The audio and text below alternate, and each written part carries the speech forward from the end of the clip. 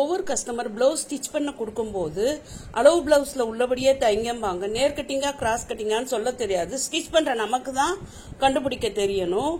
அதுக்கு பேக்லயும் ஃப்ரண்ட்லயும் அந்த shoulder joint ஆகும் பாத்தீங்களா, ஷோல்டர் இருக்கிற இடம், அந்த இடத்துல உள்ள வீவிங்க தான் பார்க்கணும். பேக் நேர்ல தான் போட்டிருப்பாங்க.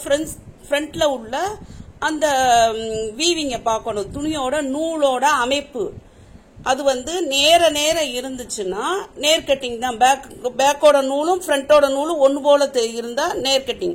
இது நேர் கட்டிங் தான். இப்ப நல்லா இழுத்து பிடிச்சு பார்த்தா தெரியும். சப்போஸ் ஷோல்டர் ஒவ்வொன்றுல கட் பண்ணாம இருக்கும், இதுல கட் பண்ணல, அப்ப நேர் கட்டிங் கண்டுபிடிச்சிடலாம். அதுக்காக ஷோல்டர் கட் ஆன எல்லா பிளவுஸும் கிராஸ் கட்டிங்னு சொல்ல முடியாது. நேர் கட்டிங் பிளவுஸ்லயும் ஷோல்டர் கட் ஆகி வரும். இந்த அளவு சட்டையில பாருங்க, நல்லா கிளியரா தெரியுது. ஃப்ரண்டோட வீவிங் இன்டா இருக்கு, அதாவது பெருக்கல் குறி மாதிரி இருக்கு. பேக்கோட வீவிங் நேர பிளஸ் பிளஸ்ஸா இருக்கு. இது நம்ம ஃப்ரண்டோட கப் சைஸ் வரும் பாத்தீங்களா, அந்த இடத்துல உள்ள வீவிங் பார்த்தோம்னா கிளியரா தெரியாது, தவறு வரும். நமக்கு நேர் கட்டிங்கா கிராஸ் கட்டிங்கா கன்ஃபியூஸ் ஆகும் அந்த இடத்த பார்க்கும்போது.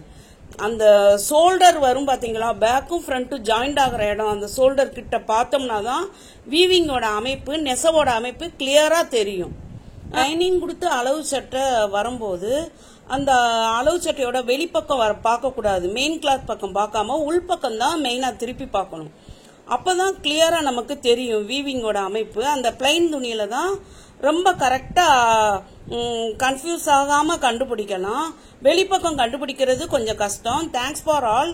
Please subscribe my channel.